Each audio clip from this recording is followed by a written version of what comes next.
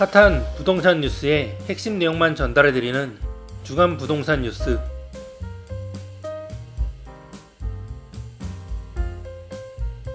올해 대출금을 제때 갚지 못해 경매에 넘어간 부동산이 2013년 이후 11년 만에 최대치를 기록할 전망입니다. 16일 법원 등의에 따르면 올해 1월부터 11월 부동산 임의경매 개시 결정 등기 신청 건수는 12만 9,703건으로 집계됐습니다. 12월 한 달이 남았지만 이미 올 들어 지난달까지 누적으로 직전 최고치인 2013년 이래 최대 규모입니다. 임의경매는 부동산을 담보로 돈을 빌린 채무자가 원금이나 이자를 석 달 이상 갚지 못했을 때 채권자가 대출금 회수를 위해 부동산을 경매에 넘기는 절차입니다. 임의경매는 최근 2년째 급증하는 추세입니다. 2021년 66,248건, 2022년 65,586건이던 임의경매는 지난해 105,614건으로 전년 대비 61% 증가했습니다. 특히 올 들어 지난달까지 임의경매 건수는 지난해 같은 기간보다 35%나 많아지면서 2년 새 2배나 뛰었습니다. 구체적으로 아파트 등 주거시설이 대부분을 차지하는 집합건물 임의경매 증가세가 가파랐습니다. 올 누적 51,853건으로 같은 기간 48% 늘었습니다. 지역별로 보면 경기도가 16,094건으로 전체의 3분의 1을 차지해 가장 많았습니다. 이어 부산, 서울, 인천 등의 순이었습니다. 올해 임의경매에 붙여진 부동산이 크게 확대한 이유는 고금리와 부동산 경기 침체 여파로 풀이됩니다. 부동산 가격 급등기, 이른바 영끌대출로 집을 매입했다가 이자를 감당하지 못하는 이들이 계속 늘어나고 있다는 뜻입니다. 이런 상황에서 주택거래까지 줄면서 매각에 실패한 아파트, 다세대 주택 등이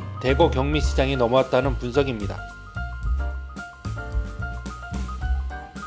최근 1인에서 2인 가구 급증 등 인구 구조가 빠르게 변화하는 가운데 국내 부동산 시장에서는 대형 아파트 가격이 다른 면적 때보다 더 많이 오른 것으로 나타났습니다. 오히려 국민 평형 중심으로 공급이 이루어지면서 대형 면적의 희소성이 부각되고 있다는 분석입니다. 18일 부동산 업계에 따르면 지난달 서울의 전용 면적 135제곱미터 초과 아파트 가격은 전달보다 0.42% 상승했습니다. 같은 기간 전용 40% 이하는 0.09%, 60제곱미터 이하는 0.17%, 60제곱미터 초과 85제곱미터 이하 0.3%, 85제곱미터 초과 102제곱미터 이하 0.36%, 102제곱미터 초과 135제곱미터 이하 0.26% 등 상승률을 보인 점을 감안하면 대형으로 분류되는 135제곱미터 초과 아파트가 가장 높은 상승률을 기록한 것입니다. 특히 이러한 경향은 최근 수개월째 계속되고 있다는 점입니다. 135제곱미터 초과 아파트는 지난 9월과 10월에도 각각 1.11%, 0.78% 오르며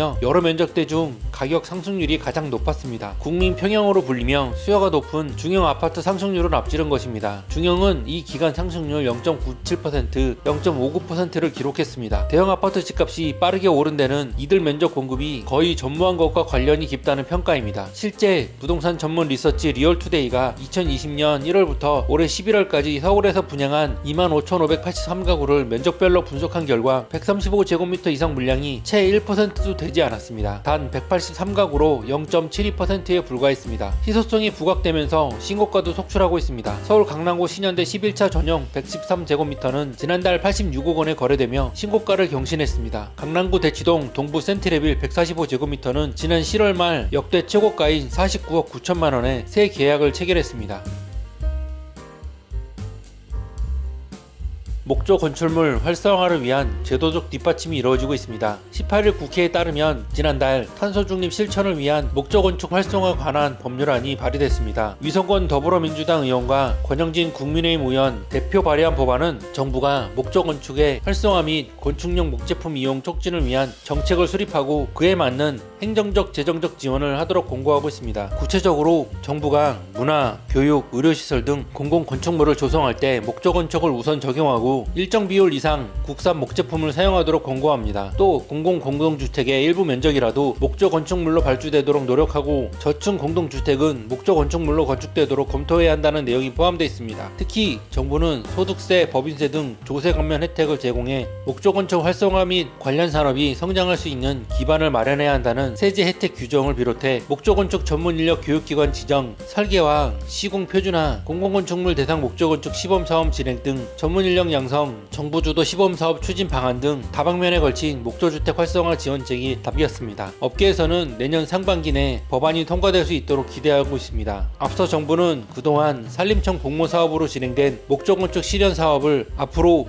지역균형발전 특별회계에 편성하기로 했습니다. 실현사업은 지자체가 국산 목재를 50% 이상 사용해 높이 18m 이상 또는 연면적 3000제곱미터 이상 목조 건축물을 조성할 시 4년간 총 65억 원을 국비로 지원받을 수 있는 내용입니다. 지금까지는 공모사업으로 진행된 만큼 소수의 지자체만 지원받을 수 있던 반면 지특회계에 편성됨에 따라 지원의 폭이 훨씬 넓어질 전망입니다. 지자체가 사업 추진 계획을 중앙정부에 제출하면 정부가 사업 예산을 편성하는 방식으로 지자체는 사업별 관련 기준만 충족하면 지특회계 예산을 활용할 수 있습니다. 지난 7월에는 주택법상 공동주택의 층간 바닥에 콘크리트 슬래브 두께 210mm 이상을 적용해야 한다는 규정에서 목조가 제외되며 목조 공동주택 건립에 초석을 다지기도 했습니다. 이와 관련 업계 관계자는 갈수록 친환경에 대한 관심이 커지는 만큼 목조 건축물에 대한 관심도 커져 활성화가 이루어지길 기대한다고 말했습니다.